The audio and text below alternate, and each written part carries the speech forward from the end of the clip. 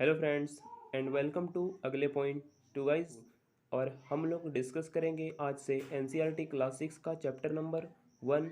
तो देर ना करते हुए चलिए हम लोग शुरू करते हैं। चैप्टर नंबर 1, कब कहाँ और कैसे। कब कहाँ और कैसे। रसीदा का सवाल है, ये रसीदा है। इसके बाद हम लोग जानते हैं, रसीदा बोल रही है। रसीदा बैठी अखबार पढ़ रही थी, अचानक उसकी निगाह एक सुर्खी पर पड़ी 100 साल पहले।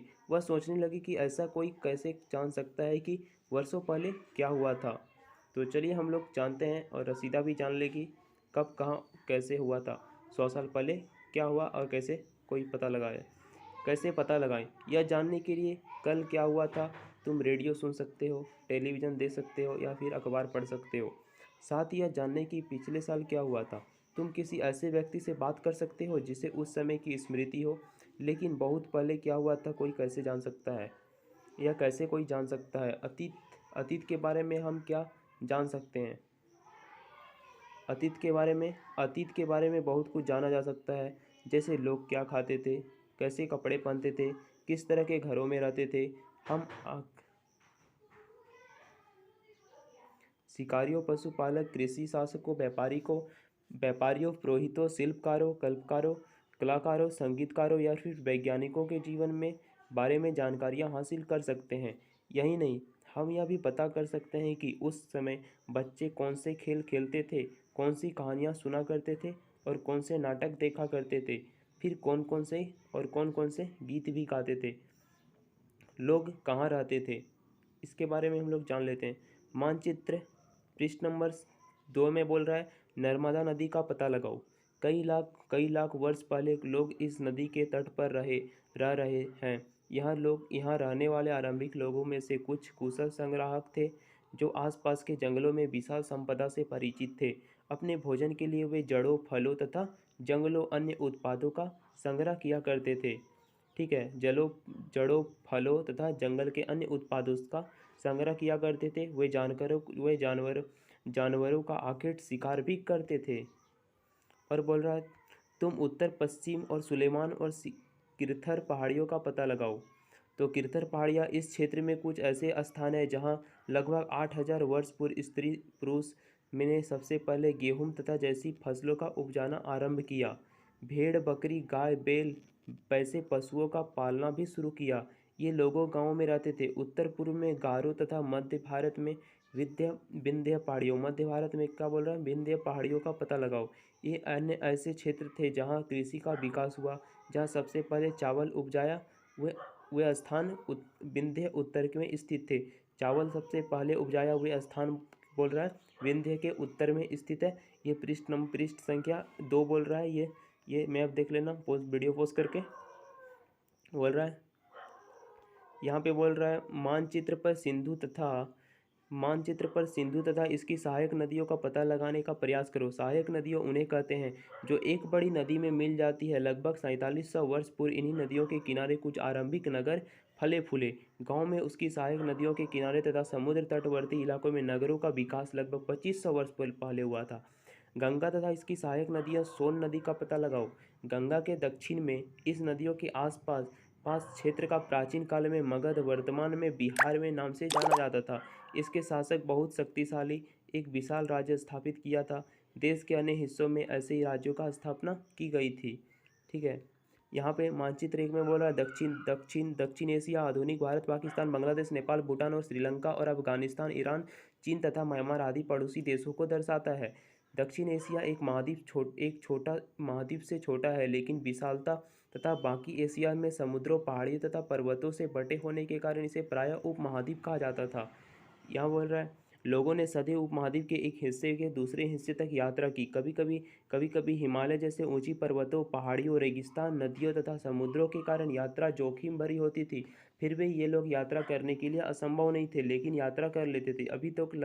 अभी लोग काम की तलाश में या प्राकृतिक आपदाओं के कारण एक स्थान से दूसरे स्थान जाया करते थे। कभी कभी सेनाओं दूसरे क्षेत्रों से विजय हासिल करने के लिए जाती थी। इसके अतिरिक्त व्यापारी कभी जहाज़ों अपने साथ मूल्यवान वस्तुएं लेकर दूसरे गांव तक एक कस्बे से दूसरे कस्बे जाया करते थे। कुछ लोग नए रोचक स्थानों को खोजने की उत्सुकता भी के लिए भी नए स्थानों को चाह करते मतलब खोजने के लिए भी यात्रा किया करते थे। सभी यात्राओं को लोगों को एक दूसरे के विचारों को जानने का अवसर मिला। आज लोग यात्राएं क्यों करते हैं, चलिए इसके बारे में हम लोग देखते हैं। एक बार फिर से मानचित्र एक को देखो। पहाड़ियों, पर्वतों और समुद्र उपमहाद्वीप की प्राकृतिक सीमा का निर्माण करते हैं। हालांकि लोगों के लिए इन सीमाओं को पार करना आसान नहीं था। जिन्होंने ऐसा चाहा वे ऐसा कर सके, पर्वतों की ऊंचाई को छू सके तथा गहरे समुद्रों को पार कर सके। उपमहाद्वीप के बाहर से भी कुछ लोग यहाँ आए और यहाँ यहीं बस गए। लोगों की इस आवागमन में हमारी सांस्कृतिक परंपराओं को समृद्ध किया। कई सौ वर्ष से लोग शुरू पत्थर तराशने, संगीत रचने और यहाँ तक कि भोजन बनाने के लिए तरीके के बारे में एक दूसरे से विचार भी करते थे। देश के नाम अपने देश के लिए हम प्राय इंडिया तथा भारत जैसे नामों का प्रयोग करते थे। इंडिया शब्द इंडस से निकला है। इंडिया शब्द क्या चीज़ से निकला है? इंडस से निकला है। जैसे संस्कृत शब्द क्या चीज़ से निकला है? सिंधु को कहा जाता है। हम एटलस में ईरान और यूनान का पता लगाओ। एटलस में बोल रहा है ईरान और यूनान का पता लगाओ। लगभग 2500 वर्ष पूर्व उत्तर पश्चिम की ओर आने वाले ईरानियों और यूनानियों ने सिंधु को हिंदोस अथवा इंदोस और इस नदी में पूर्व से स्थित भूमि प्रदेश को इंडिया कहा। भारत का नाम का प्रयोग उत्तर पश्चिम में रहने वाले लोगों में एक समूह के लिए किया जाता था। इस समूह में उल्लेख सांस्कृतिक आरंभिक लगभग 3500 वर्ष पुरानी कृति ऋग्वेद में भी मिलता है। बाद में इसका प्रयोग देश के लिए भी होने लगा। ओके, अतीत के बारे में हम कैसे जानें? अतीत की जानकारी हम कई तरह से प्राप्त कर सकते हैं। इनमें से एक तरीका अतीत में लिखी गई पुस्तकों को ढूंढना, पढ़ना। इनमें से एक तरीका अतीत को लिखी गई पुस्तकों को ढूंढना और पढ़ना है। ये पुस्तकें हाथ से लिखी होने के कारण पांडुलिपि कहा जाता है। हाथ से लिखी जाने के कारण इसे क्या कहा जाता है? पांडुलिपि कहा जाता है। अंग्रेजों ने पांडुलिपि में लिखे हुए प्रयुक्त होने वाले मैन्यूस्क्रिप्ट शब्द लैटिन शब्द मेनू जिसका अर्थ हाथ से निकला है। ये पांडुलिपियाँ प्रायः ताड़पत्रों अथवा हिमालय क्षेत्र में उगने वाले भ्रुज नामक पेड़ की छाल से विशेष तरीके से तैयार भोजपत्र पर मिलती है। क्या बोल रही है? ये पांडुलिपियाँ कहीं कहीं हिमालय क्षेत्र में उगने वाले भ्रुज नामक पेड़ से भी लिखा जाया जाता था। छाल से विशेष तरीके से लिखा करता था और ताड़ के पत्तों से भी लिखा करते थे। ये ताड़ के पत्ते का पांडुलिपियाँ लिखी गई है हस्तक्षेप से। ठीक है। इतने वर्षों में इनमें से कई पांडुलिपियों को कीड़ों ने खा लिया तथा कुछ नष्ट कर दी गई। फिर भी ऐसी पांडुलिपियाँ आज भी उपलब्ध है। प्रायः यह पांडुलिपियाँ मंदिरों और विहारों में प्राप्त होती है। इन पुस्तकों में धार्मिक मान्यता व व्यवहारों, राजाओं के जीवन, औषधियाँ तथा विज्ञान आदि सभी प्रकार के विषयों की चर्चा मिलती है। इनके अतिरिक्त हमारे यहाँ महाकाव्य, कविताएं तथा नाटक भी है। इनमें से कई संस्कृत में लिखे हुए मिलते हैं, जबकि अन्य प्राकृतिक तथा तमिल में है। प्राकृतिक भाषा का प्रयोग आम लोग करते थे। क्या हो रहा है? प्राकृत भाषा का प्रयोग आम लोग करते थे। हम अभिलेखों का भी अध्ययन कर सकते थे। ऐसे लेख पत्थर अथवा धातु जैसी अपेक्षाकृत कठोर सतह पर उत्कीर्ण किए गए मिलते हैं। कभी कभी शासक अथवा अन्य लोग अपने आदेशों को इस तरह उत्कीर्ण करवाते थे ताकि लोग उन्हें देख सके, पढ़ सके तथा उनका पालन कर सके। कुछ अन्य प्रकार अभिलेख मिलते हैं जिनमें राजाओं तथा रानियों सहित अन्य पुरुषों ने भी अपने कार्यों का विवरण उत्कीर्ण करवाए। उदाहरण के लिए बोल रहा है, प्रायः शासक लड़ाइयाँ, अजीत विजयों का लेखा जोखा कर रखा करते थे। क्या तुम बता सकती हो कि कठोर सतह पर लेख लिखवाने के क्या लाभ थे? ऐसे करवाने में क्या कठिनाइयाँ आती थी? इसके अतिरिक्त अन्य कई वस्तुएं अतीत में बनी और प्रयोग में लाई जाती थी। ऐसी वस्तुएं का अध्ययन करने वाले व्यक्ति पुरातत्वविद कहलाता था। पुरातत्वविद पत्थर और ईंट से बनी इमारतों के अवशेष, चित्रों तथा मूर्तियों का अध्ययन करते थे।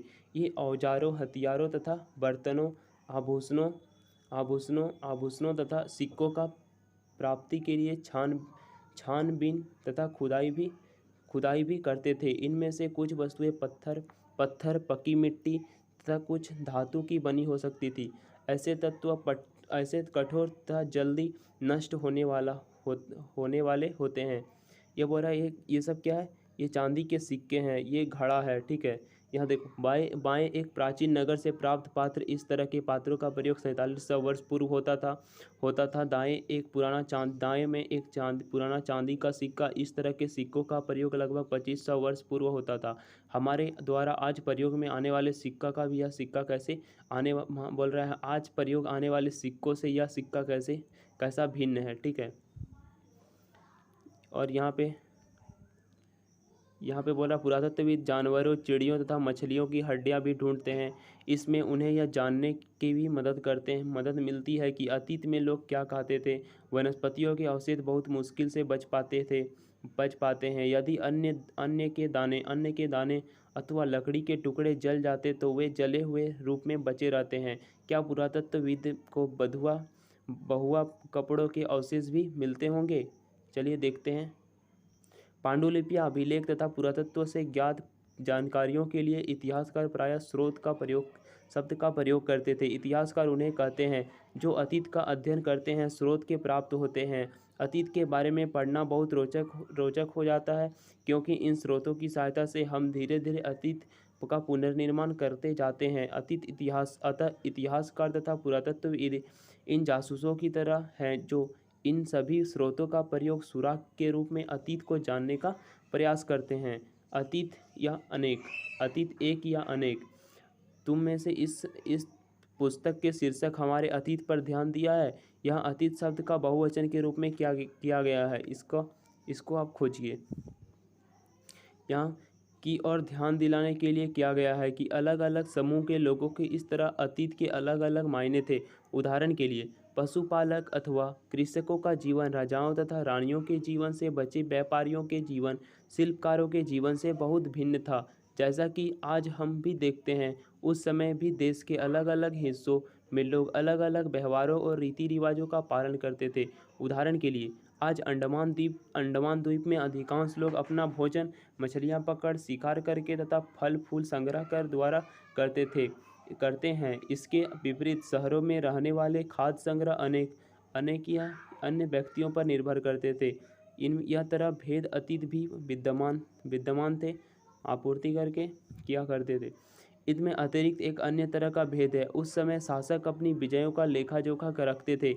यही कारण है कि हम उन शासकों तथा उनके द्वारा लड़ी जाने वाली लड़ाइयों के बारे में काफ़ी कुछ जानते हैं, जबकि शिकारी, मछुआरे, संग्राहक, कृषक अथवा पशुपालक जैसे आम आदमी प्रायः अपने कार्यों का लेखा जोखा नहीं रखते थे। पुरातत्वविद सहायता से हमें उनके जीवन में जानने में मदद मिलती है। हालांकि हम अभी भी उनके बारे में बहुत कुछ जानना शेष है। बोल रहा है शेष है। तिथियों का मतलब क्या होता है? बोल रहा है अगर कोई तुमसे तिथि के विषय में पूछे तो तुम शायद उस दिन की तारीख, माह, वर्ष जैसे 2000 इसी तरह का कोई और वर्ष बताओगे। वर्ष या गणना ईसाई धर्म प्रवर्तक ईसा मसीह के जन्म की तिथि से की जाती है। बोल रहा है ईसा मसीह के जन्म की तिथि से की जाती है। अतः 2000 वर्ष का कहने का तात्पर्य है ईसा मसीह के जन्म के 2000 वर्ष के बाद। ईसा मसीह के जन्म के 2000 वर्ष के बाद को ईसवी वर्ष कहा जाता था। ईसा मसीह के जन्म के पूर्व की सभी तिथियां ईसा पूर्व, ईसा से पहले के रूप में जानी जाती है। इस पुस्तक में हम 2000 को आरंभिक बिंदु मानते हुए वर्तमान से पूर्व तिथियों का उल्लेख करेंगे। इतिहास और तिथियां। अंग्रेजी बीसी, हिंदू ईसवी वर्ष का तात्पर्य बिफोर क्राइस्ट ईसवी पूर्व होता है। कभी कभी तुम तिथियों से पहले एडी हिंदी में लिखी पाती हो, यदि यह एनो डोमिनी नामक दो लैटिन शब्दों से बना है। इसका तात्पर्य ईसा मसीह के जन्म के वर्ष से है। कभी कभी एडी की जगह सीई तथा बीसी की जगह बीसीई का प्रयोग होता है। सीई अक्षरों का प्रयोग कॉमन एरा तथा बीबीसी के बिफोर कॉमन एरा के लिए होता है। हम इन शब्दों का प्रयोग इसलिए करते हैं क्योंकि विश्व के अधिकांश देशों में अब इस कैलेंडर का प्रयोग सामान्य हो गया है। भारत के तिथियों के इस रूप का प्रयोग लगभग 200 वर्ष पूर्व आरंभ हुआ था। कभी कभी अंग्रेज के बीपी अक्षरों का प्रयोग होता है, जैसा कि तात्पर्य बिफोर प्रेजेंट, वर्तमान से पहले है, पूर्व। ये मतलब इम्पोर्टेंट है, ये अच्छा से एक बार देख लेना। अन्यत्र हालांकि हमने पहले पढ़ा, अभिलेख कठोर सतहों पर उत्कीर्ण करवाए जाते हैं। इनमें से कई अभिलेख कई सौ वर्ष पूर्व लिखे गए थे। कभी अभिलेखों की लिपियों और भाषाओं का प्रयोग हुआ है। समय के साथ साथ अभिलेखों में प्रयुक्त भाषाओं तथा लिपियों के बहुत बदलाव आ चुका है। विद्वान कैसे जान पाते कि क्या लिखा था, इसका पता अज्ञात लिपि व अर्थ निकालने का प्रक्रिया द्वारा लगाया जा सकता है। इस प्रकार की अज्ञात लिपि को जानने की इस प्रसिद्ध कहानी उत्तर अफ्रीकी देश में मिस्र से मिलती है। लगभग 5000 वर्ष पूर्व राजा रानी यहाँ पे रहते थे। मिस्र यहाँ पे बोल रहा है, मिस्र के उत्तरी तट पर रेसेटा नाम एक कस्बा है। मिस्र के उत्तरी तट पर एक रोसेटा नामक एक कस्बा है। यहाँ से एक ऐसा उत्कीर्णित पत्थर यहाँ बोल रहा है एक ऐसा उत्कीर्णित पत्थर मिला जिस पर एक ही लेख 3 भिन्न भिन्न भाषाओं में लिपियों, यूनानी तथा मिस्री लिपियों में 2 प्रकार में है। कुछ विद्वान यूनानी भाषा पढ़ सकते थे। उन्होंने बताया कि यहाँ राजा तथा रानियों के नाम एक छोटे से फ्रेम में दिखाए गए हैं। इसे कारतूस कहा जाता था। फ्रेम में दिखाए गए हैं, इसे क्या कहा जाता था? कारतूस कहा जाता था। इसके बाद विद्वानों ने यूनानी तथा मिस्री संकेतों को अगल बगल रखते हुए मिस्री अक्षरों में समानार्थक ध्वनियों की पहचान की।